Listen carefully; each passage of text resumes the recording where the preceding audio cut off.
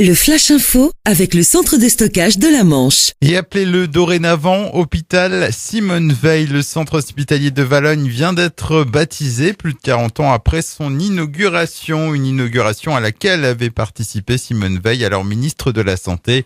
La cérémonie de baptême a aussi permis de poser la première pierre de l'IRM dont la mise en service est prévue pour avril 2019. Hervé Morin, le président de Région Normandie, était hier dans le Sud-Manche. Il a visité les usines d'Acom à Romagny, près de Mortain, dans lesquelles sont fabriqués chaque jour des kilomètres de câbles automobiles et de fibres optiques. Hervé Morin a annoncé que la région avait décidé de soutenir le projet de mobilité connectée de l'entreprise à hauteur d'1,4 million d'euros. Acom est aujourd'hui le 3e fabricant européen de fibres optiques et le premier fabricant européen de fils et câbles automobiles de haute technicité. Le groupe emploie 1800 personnes sur ses 12 usines à travers le monde.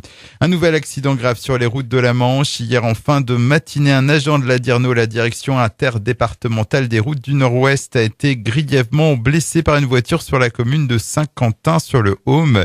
L'agent s'était positionné en amont d'un véhicule en panne sur la nationale 175 lorsqu'il a été touché par une voiture dont le conducteur avait perdu le contrôle pour une raison indéterminée. Âgé de 51 ans, l'homme a été pris en charge par les secours et admis aux urgences du centre hospitalier d'Avranches pour de multiples blessures à la tête, au thorax et aux jambes. La démission de Patrice Pillet, maire de Bricbec et vice-président du conseil départemental, qui a annoncé qu'il quittait la présidence de la société d'économie mixte Imagine, qui avait participé au sauvetage des abattoirs AIM en 2014 en rachetant les murs de l'entreprise. Il explique que les conditions ne sont pas réunies pour lui permettre d'assurer son rôle.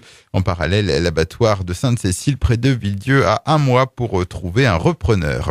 On termine avec du handball, 24e journée du championnat de Pro League. Les joueurs de l'AJS Charbourg traversent la France et se déplacent ce soir à Billère, dans les Pyrénées-Atlantiques. Une rencontre de nouveau importante face à l'avant-dernier du classement. Un point suffirait aux Mauves pour s'assurer du maintien la saison prochaine. Billère-Charbourg, le coup d'envoi à 20h30. Le Flash Info vous a été présenté par Landra, centre de stockage de la Manche à Digoulville. Pour en savoir plus et visiter notre centre, 0810 120 172, coup d'un appel local.